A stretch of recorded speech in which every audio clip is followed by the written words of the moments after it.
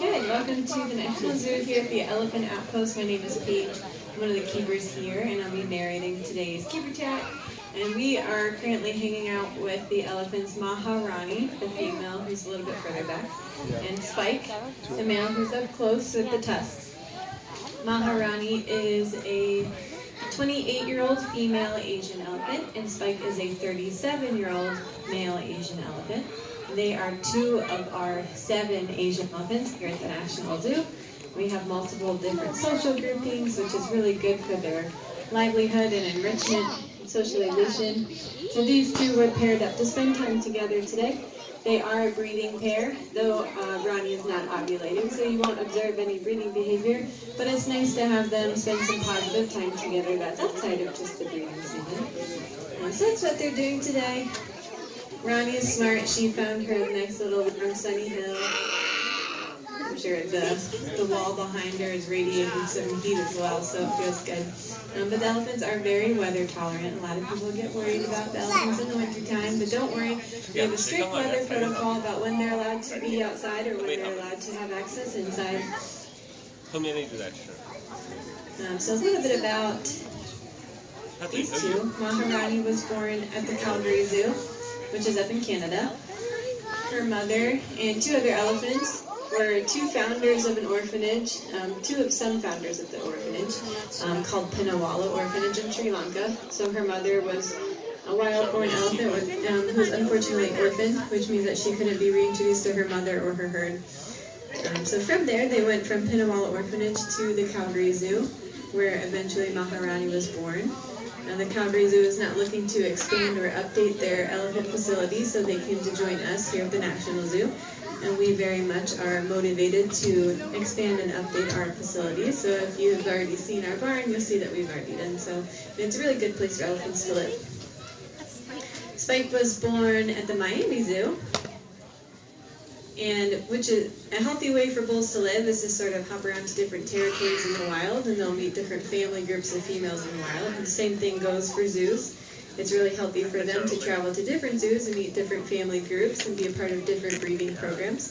So he's been to a few different zoos before coming here to the National Zoo, but he has lived with Maharani, Kamala, and Swarna before, so it was a nice reunion when they got to come back and live together.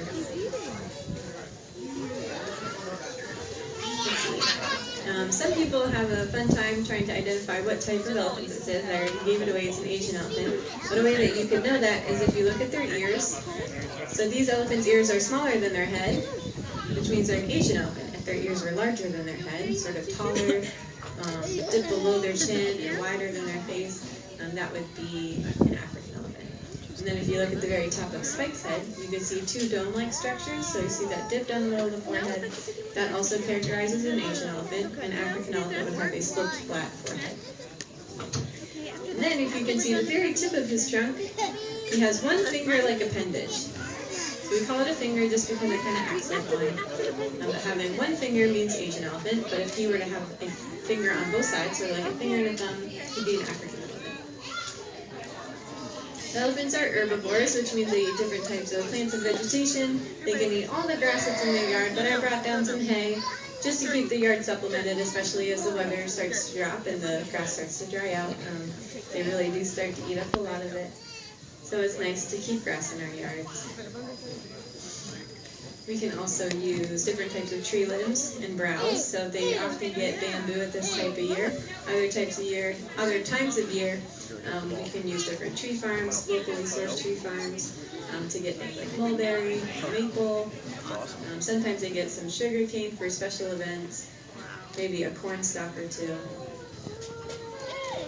So we like to give them good variety, not only for nutrition, but also just for good stimulation. Nobody likes to eat the same thing all the time.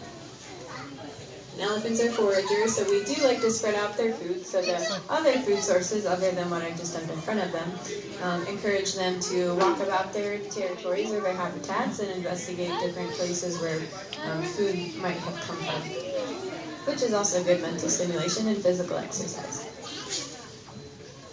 So you'll notice that Spike has tusks, but Maharani does not. And that is because for Asian elephants, only the males and only some of the males will grow tusks.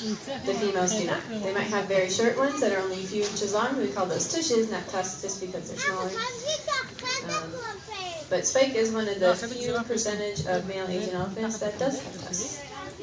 Some of this is genetically altered because of humans. We are hunting and killing elephants for their ivory, which is heavily the case for African elephants, whose females and males both grow ivory, or the tusks. So now the tuskless males are able to reproduce more than the tusk males are, so we are seeing a higher increase in the population of tuskless elephants. And that goes for African elephants as well. Let's see, you guys have any questions? Anything I haven't covered yet?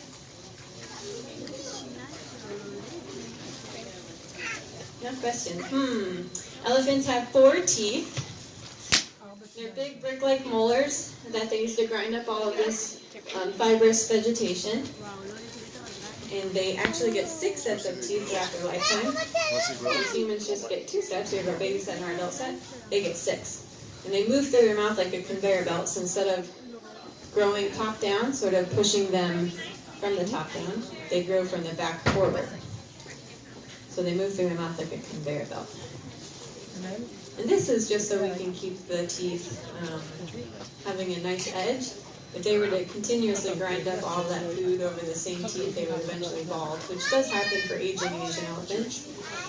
That is the case for one of our females who is 70 years old. She's on her last set of teeth, and her teeth can no longer grind up her food for her. But instead of passing away in the wild, which would be a very natural thing for an elephant to do, we can just grind up her food for her. So we know that we've been able to extend her life and her health care for 6 or 7 years just by that simple solution.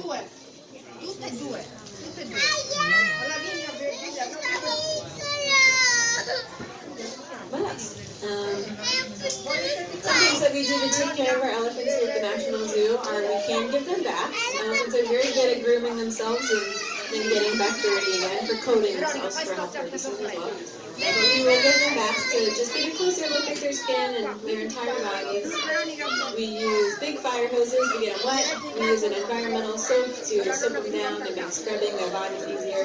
We use really big bristle brushes to scrub off any dead skin that they might need help with, or clean up any wounds that they might have gotten from their environment. It's also good relationship building. We do foster positive relationships with our elephants so that we can take care of them. If there were to be a medical emergency, then we really do rely on those relationships to take care of our elephants. So it's nice when you have a good routine establishment of staff. Whereas when you need to lean on that for medicine or treatments, then it's just routine and it's easy peasy to get done. Another fun fact is elephants' toenails don't actually line up with their digits. So the toenail is not attached to the digits the way the arm is. So they're sort of just free floating. But we do need to file them the way that we have to file our nails as well. They have very nutritious diets. That means their cellular generation is at the highest that it'll be. We make sure that we file their nails off the ground so that their body weight is absorbed into the squishy part of their foot and at the bony part. That could invite cracks into the nail, which could invite infection into the foot, which could be very bad for their health and husbandry. We'll also help them out by making sure they don't have any feathered cuticles and keep the bottom of their foot carved out. So the bottom of their foot looks similar to the bottom of your shoe. It helps them navigate the environment. But theirs is always grown. So if they were to have a stick or a stone lodged into the cracks or crevices of their foot, then it could grow over that alienated object and again invite infection. So we just make sure we hose them off every day, clean them out, carve them out, whatever we need to do to take care of them, and send them outside so they can enjoy being elephants.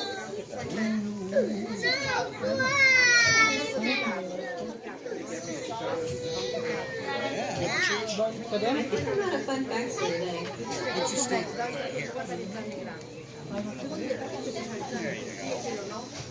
You can still see it. If you have any questions, I'll stick around for a few more minutes. Thank you for joining us here at the National Zoo. Hope you guys have a great day. And we'll see you again sometime. Can you see him?